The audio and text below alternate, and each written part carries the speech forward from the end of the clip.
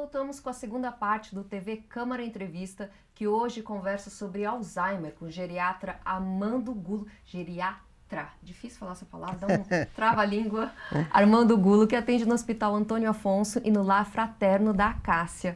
Tudo bem, doutor? Tudo bem. Estamos bem-vindos de volta. Seja bem-vindo de volta aqui ao TV Câmara Entrevista. E eu queria concentrar agora as minhas perguntas em relação à família. Que, como o senhor bem disse, a família acaba muitas vezes sofrendo mais com a pessoa que tem Alzheimer do que o próprio doente mesmo. O que a família tem que fazer? Eu descubro que, por exemplo, a minha mãe, um dos meus pais, está com Alzheimer.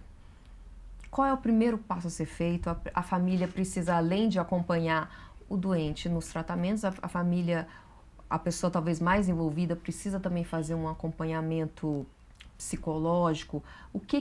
Normalmente, o que o senhor aconselha para as famílias que de repente agora descobrem que alguém da família, o pai, geralmente o pai ou a mãe, está com Alzheimer? Veja bem, muda todo o contexto da família, né? Porque quem era o provedor da casa, né?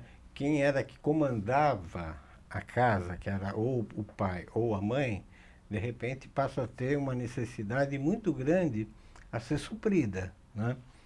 Então isso reflete diretamente nos filhos e é uma situação assim extremamente delicada, porque o tipo de exigência que um paciente de Alzheimer tem é muito grande, né? Ele passa a ser alguém que está totalmente dependente do cuidado de terceiros, né? Então, no aspecto de alimentação, no aspecto de higiene, tá? No aspecto do comportamento, que muitas vezes ele pode se agitar ou ele pode se deprimir. Quer dizer, então, a pessoa que tem um doente de Alzheimer em casa, ela tem que estar muito bem preparada, tem que ter um coração muito forte e muito bom também, porque ele vai ser exigido ao extremo, né? Então, a família vai ter que entender isso, que se trata de uma doença séria e a pessoa não está fazendo fita, ela está de fato muito doente e precisando de cuidados muito sérios. Então, hoje em dia, tem algumas associações que até fornecem curso, até fornecem contatos. Tem uma associação chamada ABRAS, Associação Brasileira de Alzheimer. E o que ela faz é tentar reunir as pessoas que têm Alzheimer na família, não são os doentes, são os cuidadores, os parentes, para que elas troquem as suas experiências, porque também cada doente de Alzheimer é um doente de Alzheimer, diferente do outro. Cada família se comporta de maneira diferente. Então esse contato, essa troca de experiência entre uma família e outra é uma coisa muito importante e muito eficaz, porque as pessoas acabam se enxergando como necessárias para esse cuidado com o parente. E é um grupo de apoio, então? Exatamente. E tem aqui em Jacareí? Aqui não tem em Jacareí, nós temos em São José dos Campos e temos um site da Associação Brasileira de Alzheimer que fornece todos esses tipos de informações, sabe? Chama ABRAS. ABRAS com Z no final. Isso. Quer dizer, a família que descobre alguém com Alzheimer, ela vai precisar de toda uma reestruturação e vai precisar de muita união. Porque Exatamente. tanto do filho que está com o pai diretamente envolvido, quanto dos netos, todo mundo vai ter que ali cooperar. Inclusive pode se demandar talvez até um cuidador externo, que vai ser uma pessoa de fora que vai estar envolvida no meio da família ali para cuidar, claro, muitas vezes do idoso. Assim, o cuidador externo é uma peça importante também, desde que a família tenha condições, tá certo, de suprir esse elemento, né? Porque não fica muito barato você ter um cuidador 24 horas dentro da sua casa, ou no mínimo 12 horas, né, durante o dia. Mas é uma peça importante, sim. Agora, doutor, muitas consequências do Alzheimer podem ser evitadas se for feito um diagnóstico e conseguir detectar tudo isso com uma certa antecedência. Agora, exames. Existem exames que podem diagnosticar o Alzheimer? Não, hoje em dia não existe nenhum exame que dê o diagnóstico de doença de Alzheimer. Os exames que são pedidos, na verdade, servem para afastar outros tipos de demências. Então, quando você pede uma tomografia, você vai pedir uma tomografia para afastar uma isquemia cerebral, um derrame cerebral que pode provocar demência também. Você pode dosar alguns elementos, né? Por exemplo, vitamina B6, que a gente sabe que a carência da vitamina B6 pode levar à demência. Então, daí você vai suprir a pessoa de vitamina B6.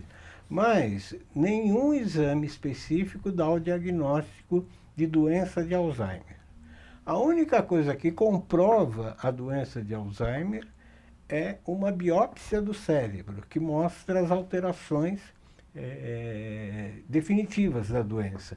Mas isso não se faz em vida, né? Quer dizer, então o diagnóstico da doença de Alzheimer é um diagnóstico basicamente clínico.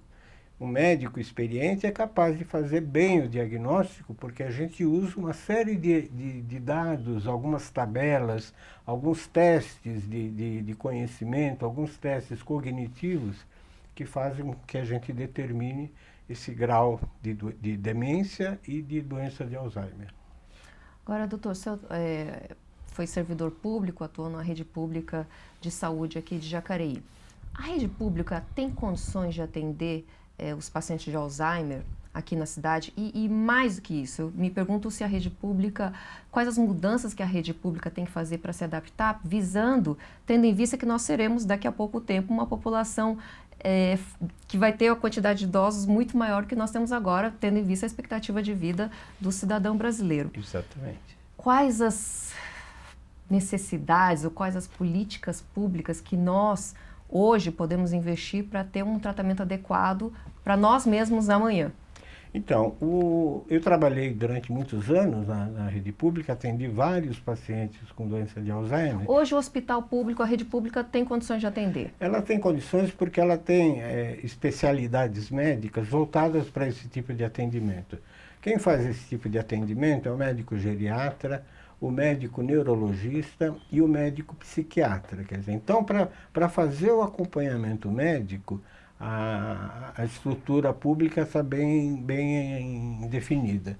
Existem outras coisas. Eu acho que precisa de um serviço de fisioterapia também bem eficiente, precisa de fonoaudiologia, muitas vezes, porque o doente de Alzheimer acaba levando a uma dificuldade de deglutição, né? Então, uma equipe multidisciplinar é muito importante para isso, né? E o fornecimento de medicamentos específicos. Os medicamentos que são usados no tratamento da doença de Alzheimer são medicamentos caros ainda. Então, existe o serviço de medicamentos de alto custo, mas que nem sempre eles são pontuais na entrega dos remédios. Então, muitas vezes o paciente fica sem o medicamento durante algum período, né? Quer dizer, então isso acaba atrapalhando a sequência do tratamento, né? Então é uma coisa que precisava ser colocada e ser revista, né? Porque não pode haver esse tipo de falha na entrega do remédio.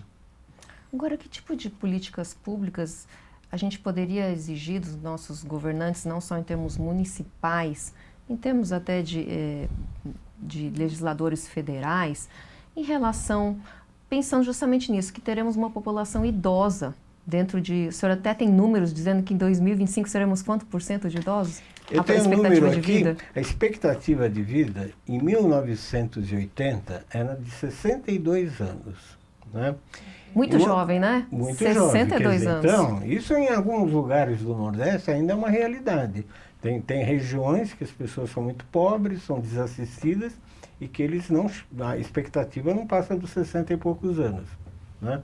Mas se você pegar o conjunto do Brasil, da nação, em 80 eram 62 anos, em 2014 de 75 anos, em 2020 a previsão é de 81 anos a expectativa de vida. Quer dizer, então a população brasileira... 2020, ela vai crescer muito, a população idosa, né?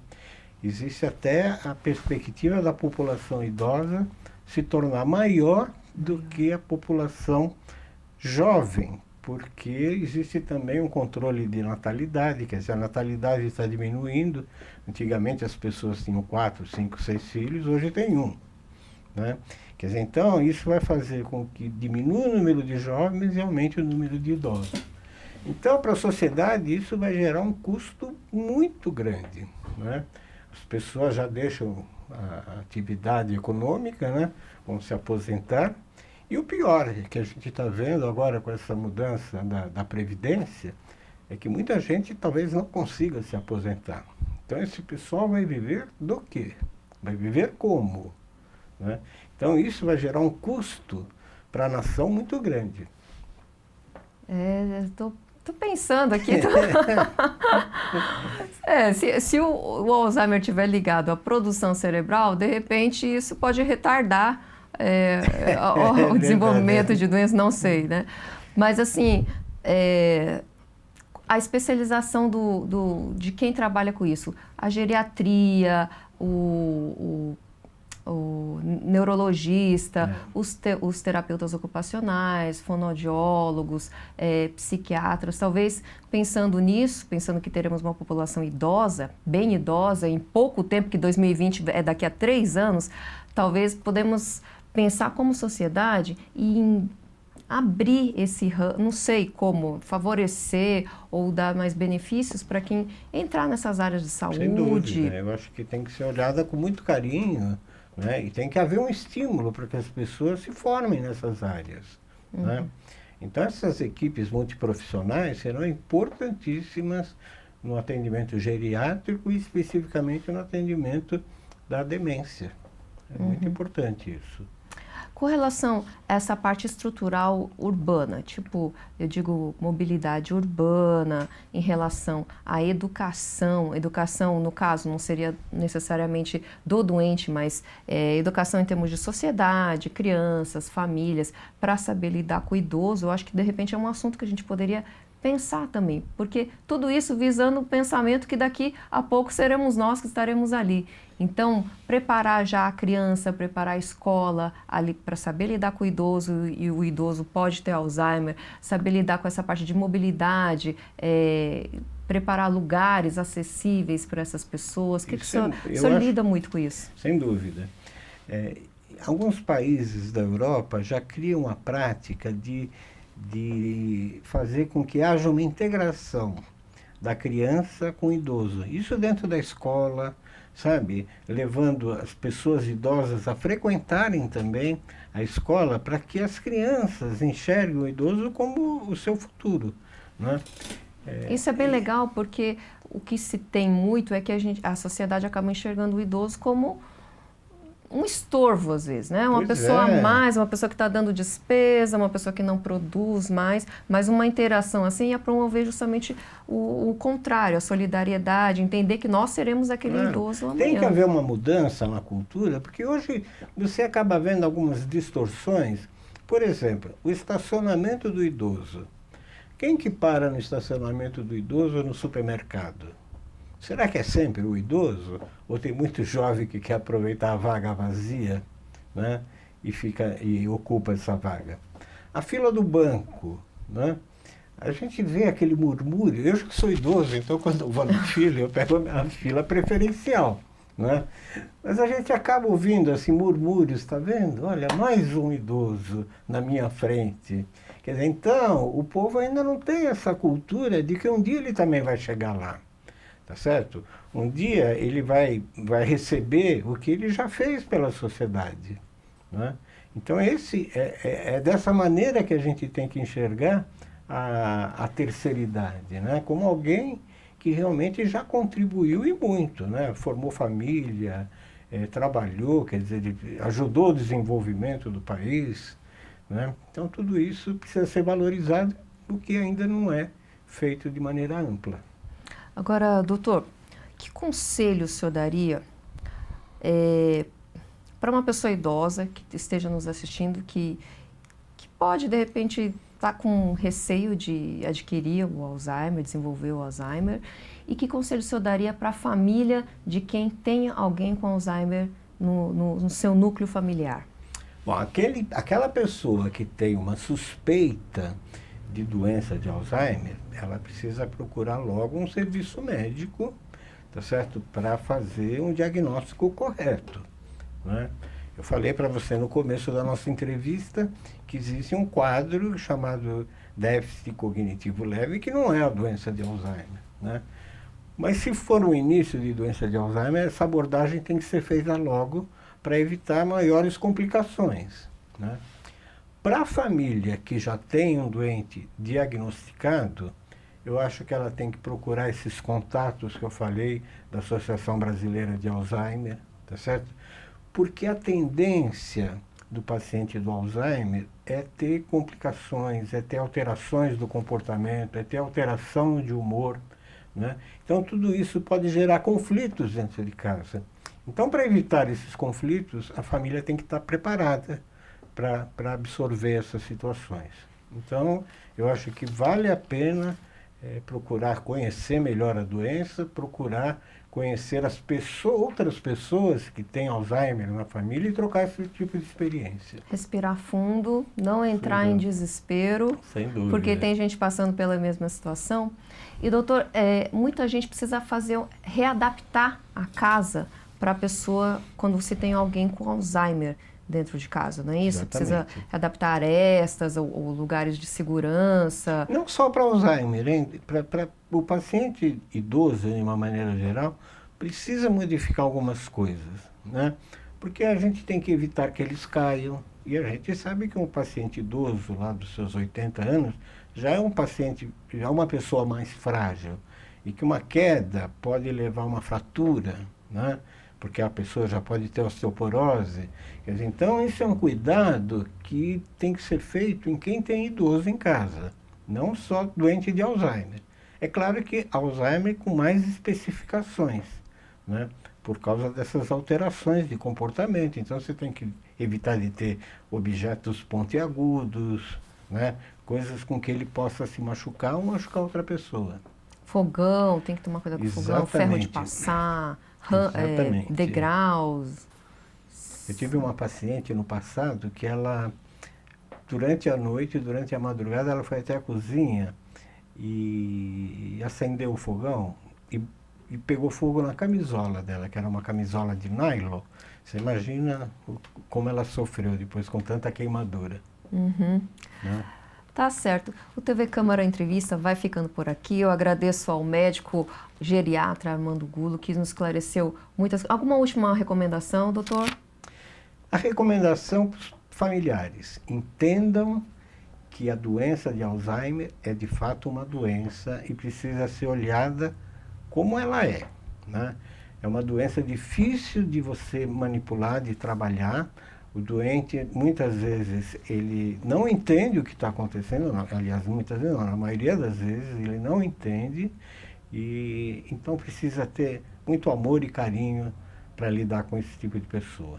Certo. O doutor Armando Gulo, ele atende no Hospital Antônio Afonso e no Lar Fraterno da Cássia. Ele também tem os contatos dele, que que se você tiver alguma dúvida, você pode entrar em contato com Armando Gulo, Gulo com 2 L's, @hotmail.com. Obrigada pela sua presença aqui, doutor. Eu que agradeço. Estamos esclarecidos com relação ao Alzheimer. Vamos tentar... Não sei se tem como evitar, como a gente já viu aqui, mas o cérebro tem que estar constantemente sendo trabalhado. Sem dúvida, sem dúvida. Estudando sempre. Estudando sempre, eu acho que a leitura é uma coisa muito importante, sabe? A leitura, algumas pessoas eu indico para que elas se reúnam em grupo, façam a leitura de um livro, de um conto, né?